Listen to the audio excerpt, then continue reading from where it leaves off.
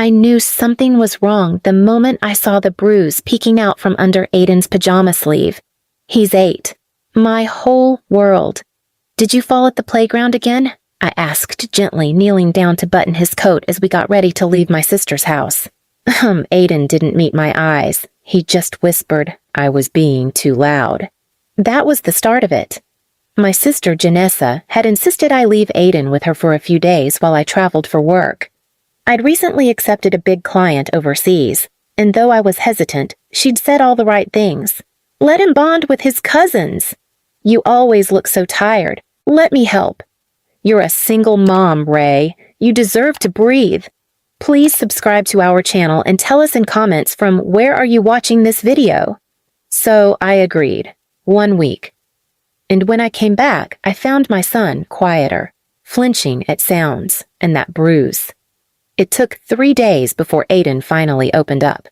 We were home again, and he'd wet the bed. He cried, actually sobbed, as he begged me not to punish him. "I'll sleep in the garage again, I promise. Please don't tell Aunt Janessa." I froze. "What did you say?" His eyes were full of terror. "She said I'm like a broken blender, loud, pointless, and always in the way. When I spilled juice on the carpet, she said I needed to cool off in the garage, and when I screamed, she hit me with her shoe." My mouth went dry. I didn't speak. I couldn't. I called Janessa that night. "Are you serious right now?" She laughed. "Ray, you spoil that boy rotten. He needs structure." "What? I make him sleep in a room without a TV and suddenly I'm a monster? Give me a break." "You hit him!" "Oh, please. I tapped him. Barely. I don't know what kind of princess you're raising, but you might want to teach him to man up." That's when something in me cracked. I had spent years rebuilding my life after my ex-husband disappeared with half my savings. I'd started a small e-commerce business, selling curated artisan goods from local women-owned shops, and grew it with blood, sweat, and zero support from my family. And Janessa? She'd been Daddy's favorite, always. She never lifted a finger in her life. She married rich, divorced richer, and still managed to mooch off our parents while living in a mini mansion she didn't even pay for. But she was careful, always graceful at family parties, sweet in public, toxic in private. I started digging. And the more I found, the colder I got. Turns out, Janessa's lavish lifestyle wasn't so self-made. She'd been siphoning monthly deposits from our late grandparents' trust fund, meant for both of us. Somehow, only her name had ended up on the disbursement forms. Curious, right? I checked deeper. With the help of an old college friend who now worked in financial forensics, I traced irregular payments linked to Janessa's accounts. Lavish spa trips, jewelry, even a private tutor for her parrot. Yes, her parrot. But it got worse. The accounts were co-managed by our parents. They'd helped her move the money. And I was listed as financially unstable due to a fake credit score report Janessa had submitted years ago when I applied for a home loan. They didn't just mock me behind my back. They actively sabotaged my future. My hands shook as I stared at the records. They thought I was still the soft one, the forgotten middle child, the quiet failure who would never bite back. But they forgot one thing. I'd built something of my own, and I had just filed the paperwork to become their worst nightmare. I didn't cry. I didn't scream. I didn't even call them back. I just stopped calling at all. While Janessa was throwing another wine-tasting party in her backyard oasis, I was sitting in a downtown office building across from a white-haired attorney named Mr. Klein, our family's original estate lawyer, the same one our grandfather had used, and he remembered me. "Miss Raylan," he said, sliding a yellowing folder across the table. "Your grandfather was a sharp man. He specifically noted that the trust was to be split evenly. If there were alterations afterward, someone tampered." I opened the folder. Typed instructions, hand-signed notes in the margins, and a clause. If either beneficiary is removed or altered without legal due process, the trust shall trigger an audit and legal dispute. "Can this be enforced?" I asked. He nodded slowly. "It already has been. You're not the first to ask." Turns out I had allies I didn't even know about. Our grandfather had left a secondary clause naming me as a contingent beneficiary in the event of fraud, but no one had notified me because Janessa and my parents had moved everything into private custodianship, quietly, illegally. They thought I wouldn't know where to look. But now I had everything I needed. I quietly began shifting my assets. Every spare dollar went into securing a forensic audit. Every connection I'd built through my business, lawyers, financial advisors, even an old high school friend who worked in banking compliance was brought in discreetly. I also hired a child therapist. Aiden's nightmares hadn't stopped, and I made sure every session was documented. I wasn't just planning revenge. I was building a case. 3 months passed. Janessa sent fake texts. "Missing you. Hope you're okay. We should catch up." My parents called once when their anniversary came up. "You should at least send a card," my mother sighed. "Your sister's been under so much stress." Stress. From hitting my son, from stealing a trust, from calling me a barely functioning single mother to her book club. I sent no card. Instead, I sent a letter, through a lawyer. It arrived the morning of Janessa's annual garden gala. It froze her bank accounts, froze my parents' joint accounts, froze the trust. The headline on the letter? Legal notice misappropriation of trust funds. Allegations of child abuse formal investigation launched. It was poetic. They'd dressed in pastels, invited the local HOA president, and were sipping Chardonnay when the courier arrived. I didn't witness it, but I saw the aftermath. The text messages started pouring in.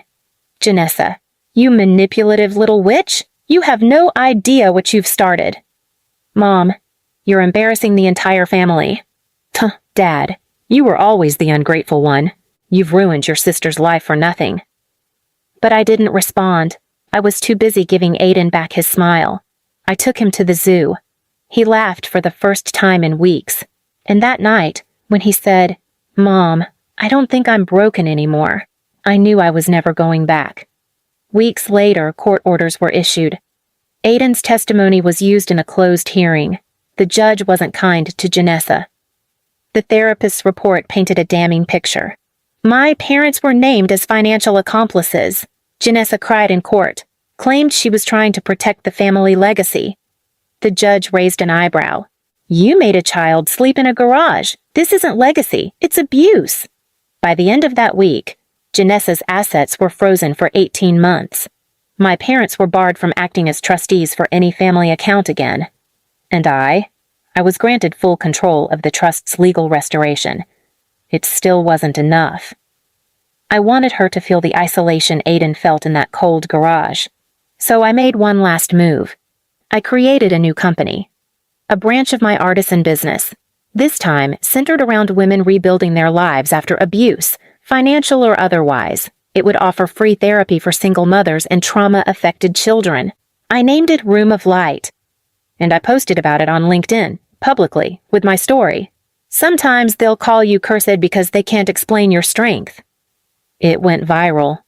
Janessa's name was never mentioned, but anyone in our town who read it knew exactly who it was about. I didn't hear from Janessa for weeks after the post went viral. But others did. A teacher from Aiden's old school reached out through email. She apologized, said she'd always wondered why he flinched so much in class after those weekends with the family. 2 women messaged me privately. One had been Janessa's roommate in college.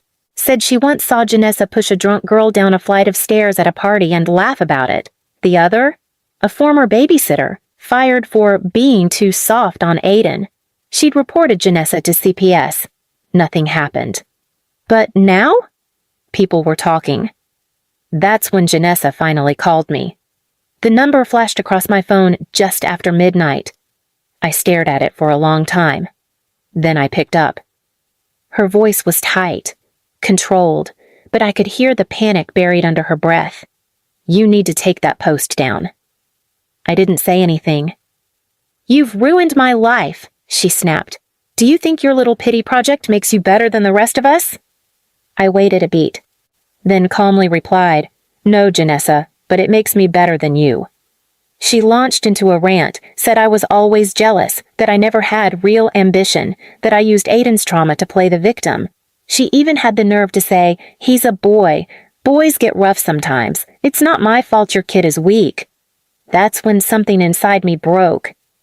I leaned back, closed my eyes, and whispered, "He's stronger than you'll ever be, because even after what you did, he still wanted to believe you loved him." There was silence. Then she hung up. 2 days later, she tried to sue me for defamation. The court threw it out, because everything I'd said was true and documented. At the next hearing, I submitted the therapist's report again, and this time I submitted new evidence, photos Aiden had drawn. One was of a dark garage, another of his aunt screaming, and a third one that made even the court clerk pause. It was a picture of a boy curled on concrete, while 3 smiling adults sat inside eating cake. When Janessa saw it, she turned white. My parents didn't even show up that day. They'd tried to stay out of the fire, pretending like they hadn't enabled it all.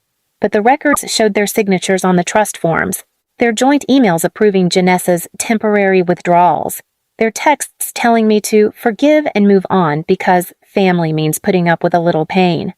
They were guilty, not just legally, morally. By the end of the trial, the court ruled that Janessa was permanently removed as beneficiary. My parents were stripped of access to all family-managed accounts. I was awarded restitution damages and full guardianship over Aiden's financial future. But the most poetic justice came 2 weeks later. Janessa's fiancé dumped her. Apparently, he'd read the story online, saw how she treated a child. He left a note at her condo that simply read, "If this is how you treat your nephew, I don't want to know what marriage would be like." Her friends stopped replying. The HOA board removed her from leadership. The yoga studio she co-owned posted a statement online distancing themselves from her entirely. "We do not condone child abuse or financial fraud." Her whole curated world, gone. As for my parents, they moved out of state. I heard through a third cousin that they were starting over somewhere cheaper, quieter, where no one knew what they did. But I didn't care. I had Aiden. And for the first time, he started to feel safe. He laughed more. He played again. He drew sunshine instead of shadows. And one night, when I tucked him in, he held my hand and said, "Mom, you didn't let the monsters win." "No, baby," I whispered. I didn't. But I wasn't done yet. Because what they took from him, and from me, wasn't just money or peace. It was dignity. So I used the restitution money and the new traction from my business and launched a second initiative under Room of Light. This one would help kids who had been emotionally or physically abused by family members, especially those from wealthy, untouchable households. We offered legal aid, therapists, school placement assistance. And the first scholarship? Named in Aiden's honor. The boy who slept in the garage and still dreamed. It trended. Parents emailed, schools messaged, other survivors wrote letters. And one message stood out.